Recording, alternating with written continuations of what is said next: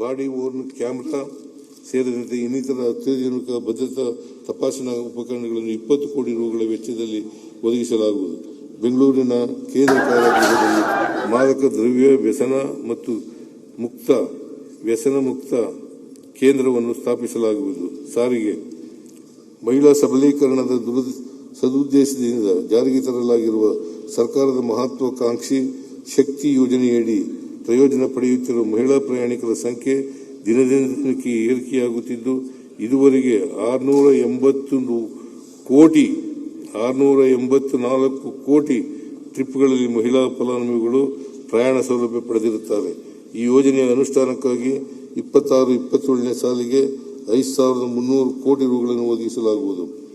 ರಸ್ತೆ ಸಾರಿಗೆ ನಿಗಮಗಳ ಸಿಬ್ಬಂದಿಗಳಿಗೆ ಇಂದಿನ ಸರ್ಕಾರ ದಿನಾಂಕ 1/3/2003 ಜಾರಿಗೆ ಬರುವಂತೆ ವೇತನವನ್ನು ಪರಿಷ್ಕರಿಸಿದ್ದು, ಅದಕ್ಕೂ ಮೊದಲಿನ ಅವಧಿಯ ವೇತನ ಪರಿಷ್ಕರಣೆಯ ವ್ಯತ್ಯಾಸದ ಮೊತ್ತವನ್ನು ಪಾವತಿ ಮಾಡುವ ಬಗ್ಗೆ ಯಾವುದೇ ನಿರ್ಧಾರ ಕೈಗೊಂಡಿರಲಿಲ್ಲ.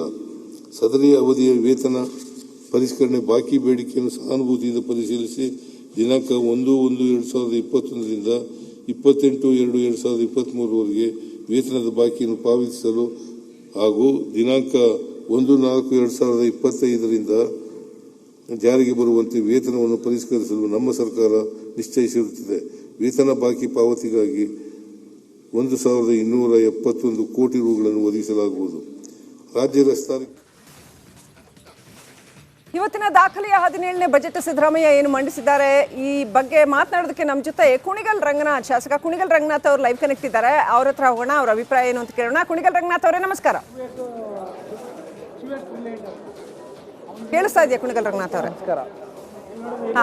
ರಂಗನಾಥ್ ಅವರೇ, ಕ್ಲೀಶೆ ಏನಂತಂದ್ರೆ ಈಗ ನೀವು ಇದು ಬಹಳ ಚೆನ್ನಾಗಿದೆ ಬಜೆಟ್, ಇದು ವಂಡರ್ಫುಲ್ ಬಜೆಟ್, ಸರ್ವೋದಯ ಬಜೆಟ್ ಅಂತೆಲ್ಲ ಹೇಳೋದು. ಅದ್ರ ಹೊರತಾಗಿ ಏನ್ ಹೇಳಕ್ ಬಯಸ್ತೀರಿ? ಯಾಕೆ ಪ್ರಶ್ನೆ ಕೇಳ್ತಾ ಇದೀನಿ ಅಂದ್ರೆ ನಮ್ಮ ಪ್ಯಾನೆಲಿಟ್ಸ್ ಇಲ್ಲಿ ಹೇಳ್ತಾ ಇದಾರೆ ಏನಿಲ್ಲ ಈ ಬಜೆಟ್ ಅಲ್ಲಿ ಅಂತ.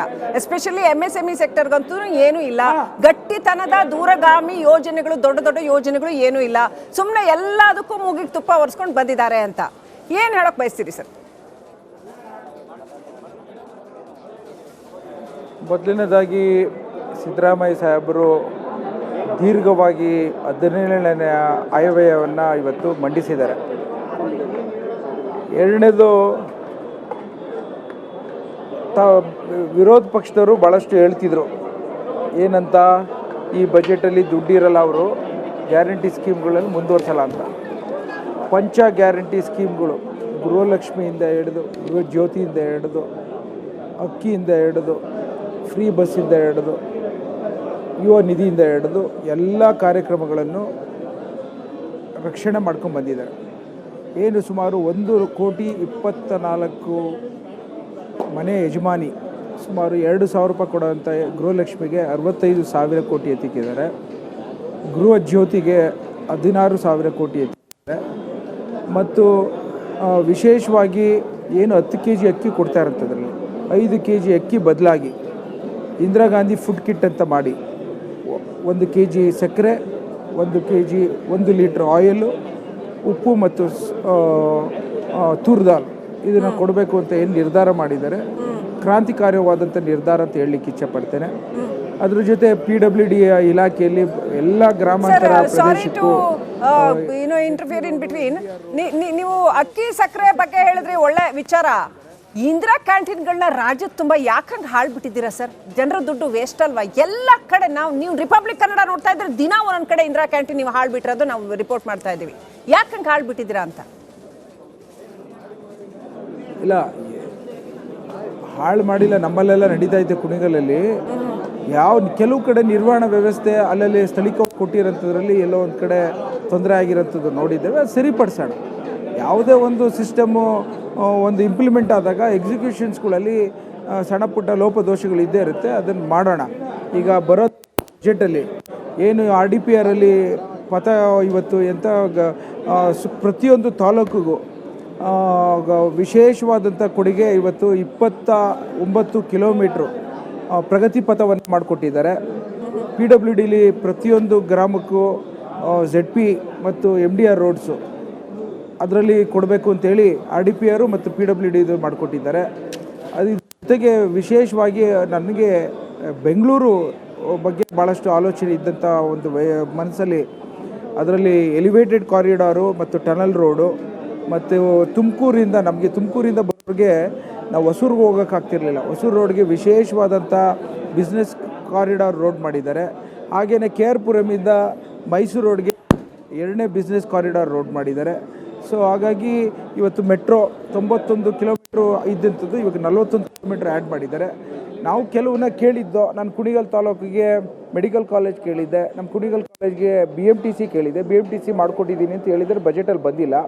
ಹಾಗೆಯೇ ನಾವು ಕುಣಿಗಲ್ ತಾಲೂಕಿನ ನನ್ನ ತಾಲೂಕಿಗೆ ಏನು ಸಾಧ್ಯ ಯಾವ ರೀತಿ ನೆಲಮಂಗಲ ತನಕ ಮೆಟ್ರೋ ಕೊಟ್ಟು ಮಿಕ್ಕಿದನ್ನು ಕಮಿಷನ್ನು ಬಸ್ ಮೂಲಕ ಮಾಡ್ಕೊಡೋಂಥದ್ದು ಏನು ಪ್ರಯತ್ನ ಮಾಡಬೇಕು ಅಂತ ಕೇಳಿದೆ.